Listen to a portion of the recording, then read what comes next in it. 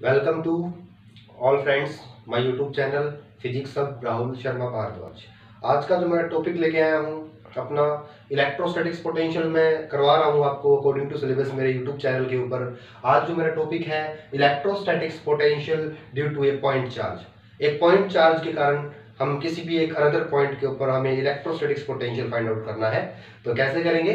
Firstly we have to draw a figure. एक figure को draw करेंगे।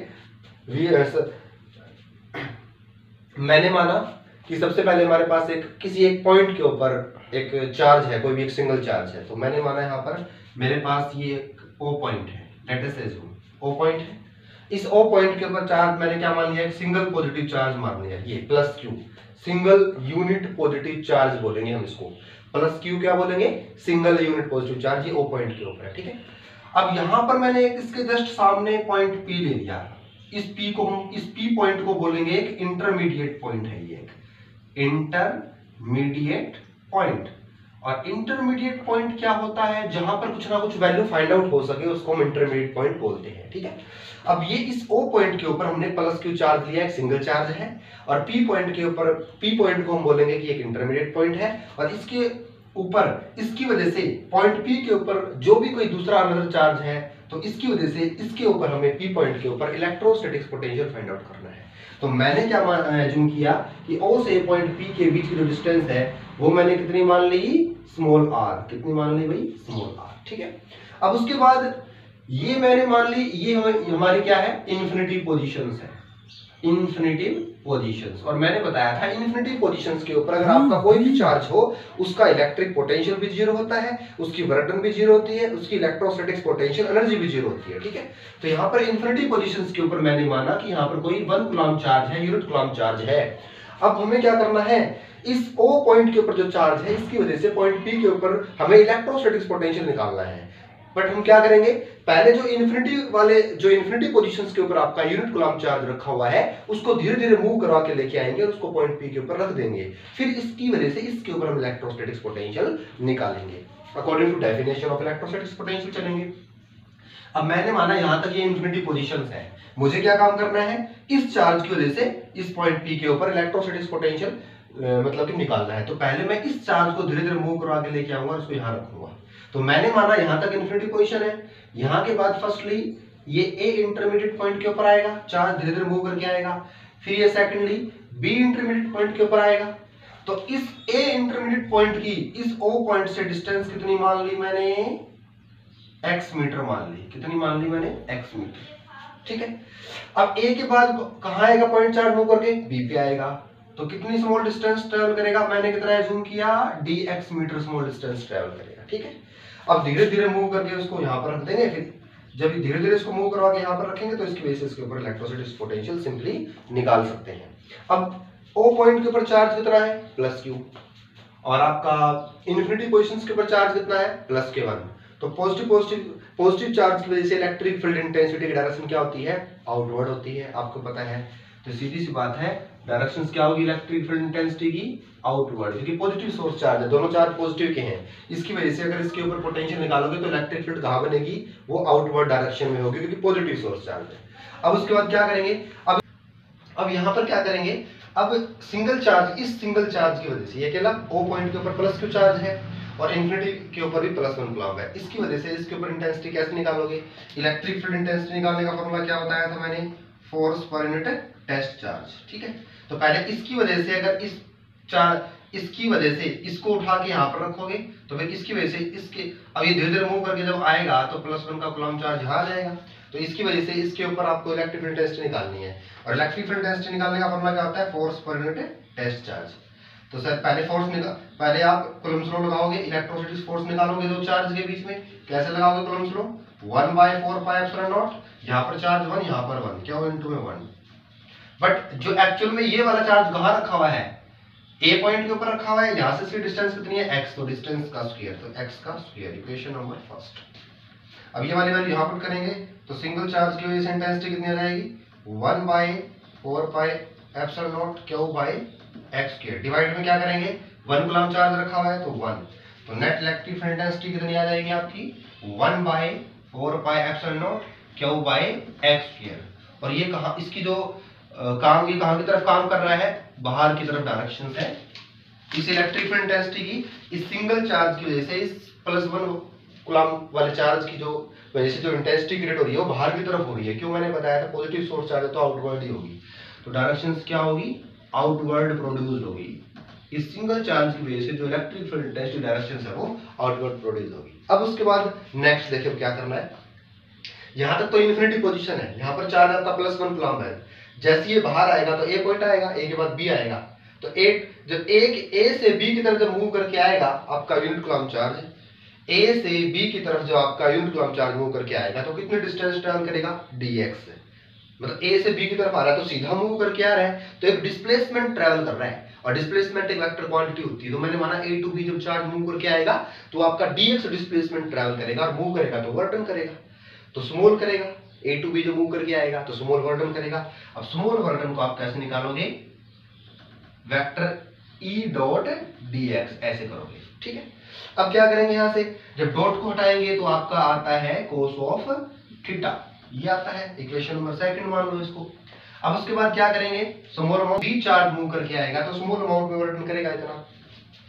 इलेक्ट्रिक फील्ड की वैल्यू कितनी है, 1/4πε0 dx। अब जब ये चार्ज यहां से मूव करके यहां आएगा तो कितना एंगल बना रहा है, 180, ठीक है। ये आपका एंगल कितना बना रहा है, 180। cos 180 ऑफ dx, cos 180 कितना है आपका, -1 कितना है, और आप क्या पुट करोगे, इनटू में q ऑफ dx हो गया -1। अब ये स्मॉल अमाउंट में वर्क डन है, ये स्मॉल अमाउंट में डिस्प्लेसमेंट है। जब charge A to B move करेगा तो स्मॉल चीज को बड़ी चीज में कन्वर्ट करने के लिए इंटीग्रेशन कर देते हैं, तो इंटीग्रेट करो, कर दिया इंटीग्रेशन। अब यहाँ पर ये प्लस का 1 कूलम चार्ज कहाँ था, इन्फिनिटी पोजीशंस के ऊपर था, बट धीरे धीरे मूव करवाते हुए लेके आएंगे इसको पॉइंट पी के ऊपर रख देंगे, ठीक है। और पॉइंट पी की इस ओ पॉइंट से डिस्टेंस कितनी है, r, तो इन्फिनिटी टू r, इन्फिनिटी से r की तरफ आ रही है, तो लोअर लिमिट क्या लेंगे, इन्फिनिटी, और अपर लिमिट क्या लेंगे, r। डिफरेंशिएशन से इंटीग्रेशन आपका कैंसिल आउट हो जाएगा, ठीक है।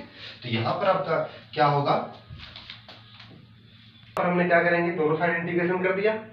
लोअर लिमिट क्या लिया x की, इन्फिनिटी, और x की मैक्सिमम लिमिट r, क्योंकि इन्फिनिटी से यहां पर रखेंगे तो इन्फिनिटी टू r आ रही है, क्योंकि इसकी डिस्टेंस r है।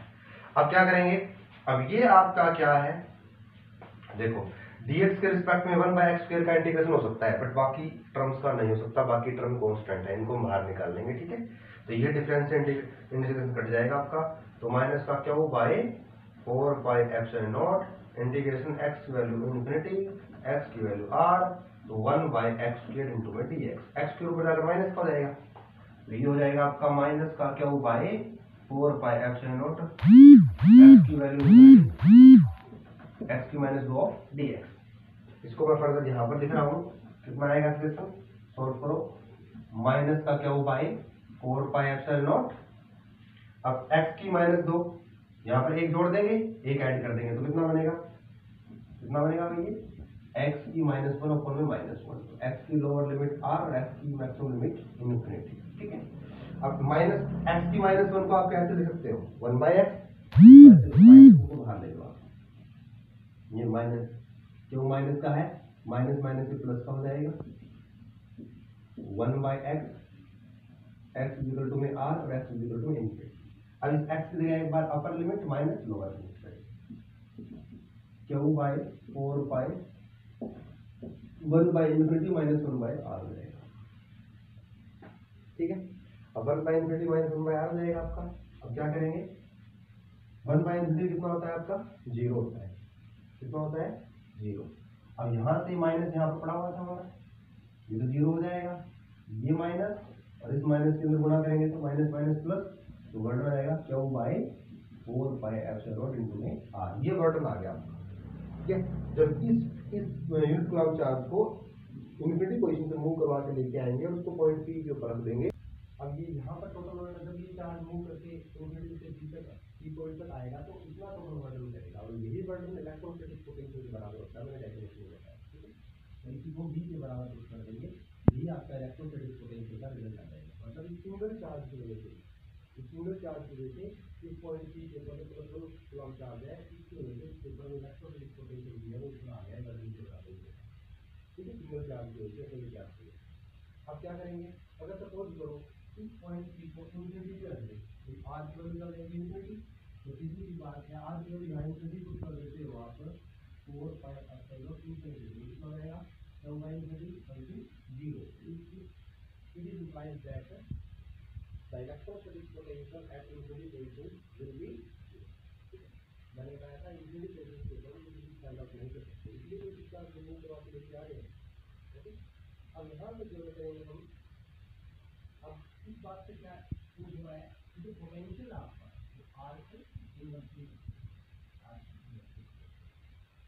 ठीक है। अब हम इसका एक छोटा सा ग्राफ ड्रॉ करेंगे। अब देखो यहाँ पर एक ग्राफ ड्रॉ करेंगे हम, इसी का है ये ग्राफ। ये जो वर्टिकल लाइन तो बता रही है इलेक्ट्रिक फील्ड इंटेंसिटी को, कि electric field intensity single charge की वजह से किसी दूसरे चार्ज की ऊपर किस डायरेक्शन में काम कर रही है, कितने डिस्टेंस के ऊपर, तो ये इलेक्ट्रिक फील्ड इंटेंसिटी बता रही है वर्टिकल लाइन। ये जो डिस्टेंस है बता, ये जो हॉरिजॉन्टल लाइन है वो डिस्टेंस को बता रही है पॉइंट चार्ज की, मतलब कि ये पॉइंट चार्ज यहाँ रखा है तो इसकी यहाँ से कितनी नेट डिस्टेंस है, अगर पॉइंट चार्ज यहाँ रखा है तो कितने डिस्टेंस है। तो जैसे जैसे डिस्टेंस बढ़ेगी, जैसे जैसे ये आर डिस्टेंस बढ़ेगी पॉइंट चार्ज की, तो वैसे वैसे जो इंटेंसिटी है वो आपकी घटती हुई चली जाएगी। इस ग्राफ का मतलब ये है, जैसे आप ओरिजिन से दूर जाओगे डिस्टेंस बढ़ेगी, जैसे यहाँ से ये चार्ज यहाँ पर है ना, तो चार पॉइंट पी के ऊपर चार्ज यहाँ है, तो ये आर डिस्टेंस बढ़ेगी, आगे डिस्टेंस बढ़ेगी तो इंटेंसिटी घटेगी, तो ये तो इलेक्ट्रिक इंटेंसिटी धीरे धीरे नीचे आएगी ऐसे। बट लेकिन जो पोटेंशियल है वो भी थोड़ा सा घटेगा, बट लेकिन वैरिंग करेगा, ज़्यादा नहीं घटेगा, घटेगा वैरिंग सफेरिकल।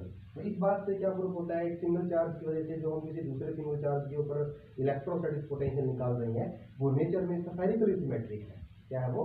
Spherical symmetric. ये ग्राफ ये रिप्रेजेंट करवा है सफेरिकली सिमेट्रिक है, मतलब जैसे जैसे डिस्टेंस बढ़ेगी पॉइंट चार्ज की वैसे वैसे इंटेंसिटी तो घटी रही है, बट पोटेंशियल भी वैरिंग कर रहा है, ज़्यादा वैरिंग तो नहीं कर रहा, बट चेंज जरूर होगा, कुछ ना कुछ घटेगा वो भी, और वो सफेरिकली सिमेट्रिक होगा नेचर, जो ग्राफ होगा वो सफेरिकली सिमेट्रिक होगा नेचर।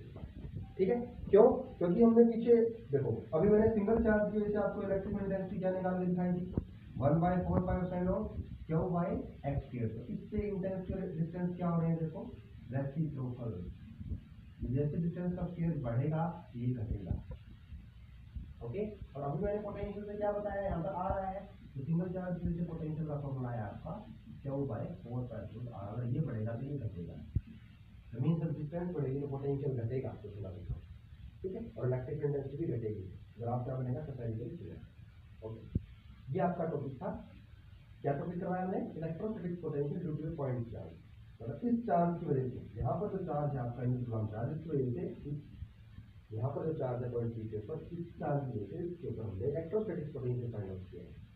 तो जो भी मेरा ये वीडियो देख रहे हैं मेरे फ्रेंड्स या फिर मेरे स्टूडेंट्स, अगर आपको कोई क्यूरीज है तो कमेंट बॉक्स में टाइप करें। प्लीज़ मेरे चैनल को सब्सक्राइब जरूर करें और ज़्यादा से ज़्यादा शेयर करें, अगर अच्छा लगे तो शेयर करें और लाइक भी करें और प्लीज़ कमेंट भी करें।